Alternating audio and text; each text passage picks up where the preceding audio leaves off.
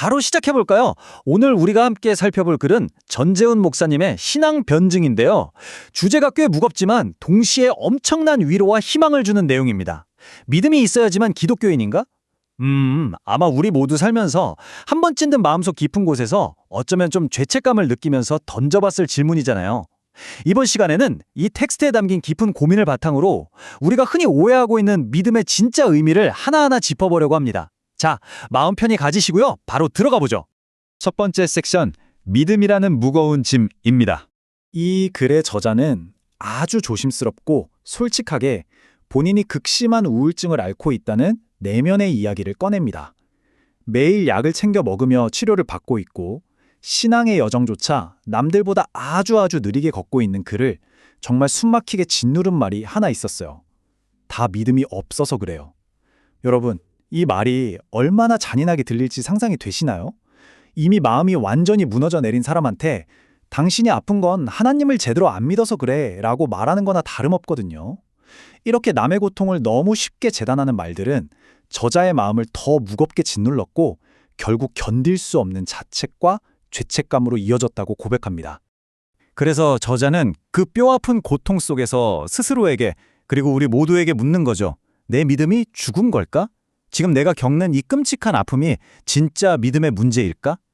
여기서 진짜 흥미로운 포인트가 뭐냐면요. 이 질문이 단지 저자 한 사람만의 이야기가 아니라는 겁니다. 조금만 시야를 넓혀보세요. 오늘날 우리 주변에 얼마나 많은 사람들이 똑같은 짐을 지고 살아가는지 모릅니다.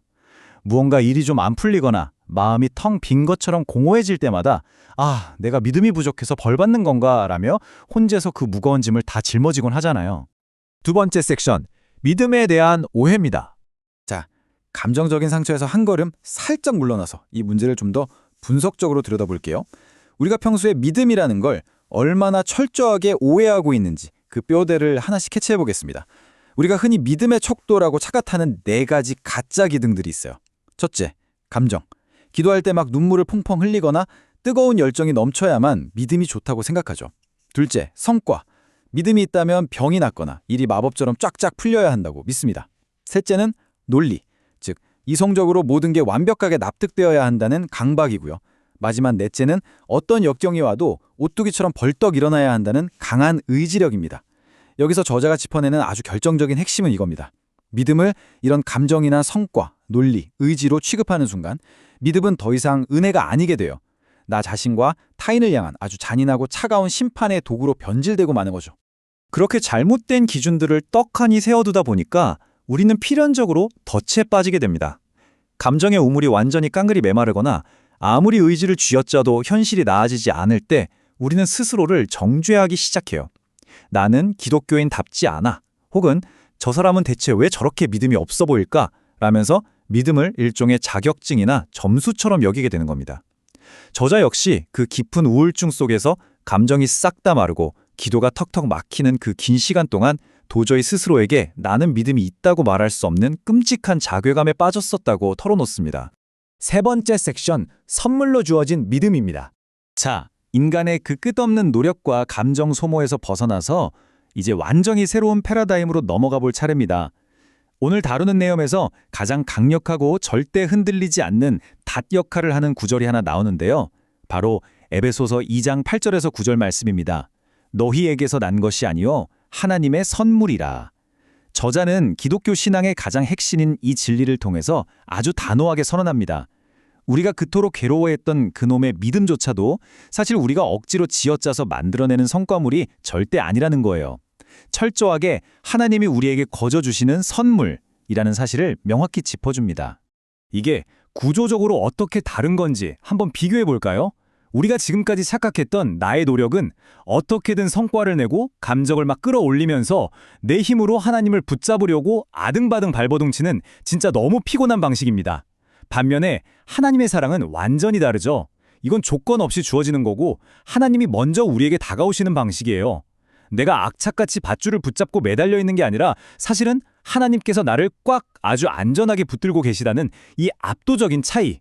이게 바로 저자가 깨달은 진짜 신앙의 모습입니다. 이 깨달음을 설명하기 위해서 저자가 정말 기가 막히게 아름다운 은유를 하나 쓰는데요. 바로 다락방의 작은 창문입니다. 저자는 우울증 때문에 마치 마음의 모든 문이 굳게 닫혀버린 것 같은 그 어둡고 고립된 상황 속에서도 참 이상하게 하나님을 향한 작은 창문 하나만큼은 열려 있었다고 해요. 그 작은 창을 통해서 아주 미세한 바람과 빛이 들어왔고 그저 그 창을 바라보는 것만으로도 그 힘든 시간을 견딜 수 있었다고요. 이 비유가 왜 대단하냐면요. 우리가 억지로 방문을 부수고 나갈 만큼 강한 의지가 없어더라도 그저 빛을 향해 열려있는 그 아주 작은 틈, 그 틈 자체가 바로 우리 영혼이 살아있다는 확실하고 놀라운 증거이기 때문입니다. 네 번째 섹션, 믿음의 다양한 모양입니다. 그렇다면 사람마다 이 믿음의 창문은 어떤 모습으로 나타날까요? 우리는 흔히 그냥 딱 정해진 한 가지 모양의 믿음만 기대하잖아요. 하지만 텍스트는 믿음의 아주 다양한 스펙트럼을 보여줍니다. 확신에 찬 고백과 눈에 확 띄는 열정이 돋보이는 타오르는 불꽃 같은 믿음. 네, 물론 훌륭합니다. 좋죠. 하지만 모든 기독교인이 다 이래야만 하는 건 아니에요. 반대로 화려한 고백은 없지만 침묵 속에서 예배의 자리를 묵묵히 지키고 말없는 그리움을 품고 끊임없는 의심과 질문 속에서도 주님을 포기하지 않으며 견뎌내는 차분한 얼음 같은 믿음도 있습니다. 여러분, 믿음에는 프리사이즈 옷처럼 모두에게 똑같이 맞는 단 하나의 기준이란 없습니다. 하나님은 그 뜨거운 열정만큼이나 차갑고 고요하게 견뎌내는 그 묵묵함도 똑같이 귀하게 여기신다는 거죠. 여기서 저자의 진짜 허를 찌르는 통찰이 등장합니다. 내가 믿음이 없다고 느끼는 것 자체가 영원히 살아있다는 증거다. 와, 진짜 놀랍지 않나요?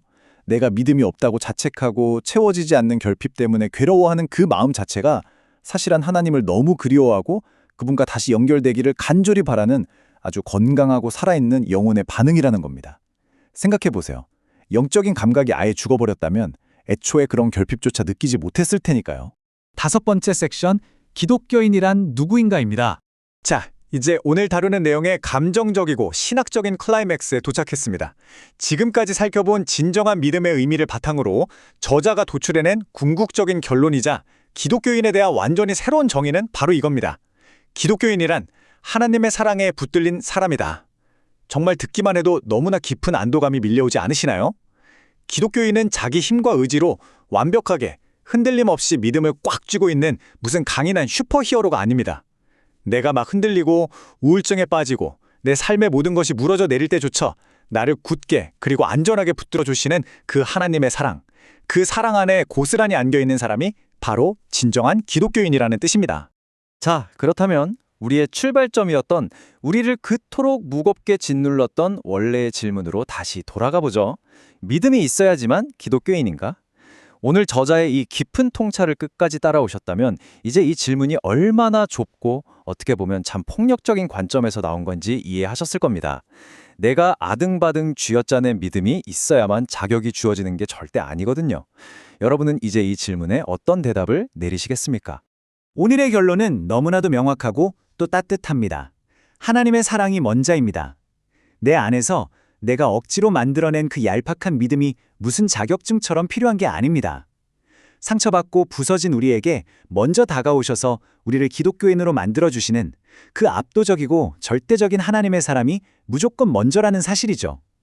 비록 지금 여러분의 확신이 너무나 흐릿하고 감정이 텅 빈 것처럼 바싹 메말랐다 하더라도 당신의 마음속 그 아주 작은 창문 하나가 빛을 향해 열려 있다면 여러분은 이미 그 거대한 사랑 안에 머물고 있는 겁니다. 이 깊고 무한한 안도감을 주는 진리가 지금 지치고 상처 입은 분들의 마음에 닿기를 간절히 바라면서 오늘 해설을 마치겠습니다. 내가 억지로 붙잡는 게 아니라 나를 단단히 붙들고 계신 이 놀라운 사랑 안에서 여러분의 그 작은 창문으로는 지금 어떤 빛이 들어오고 있나요?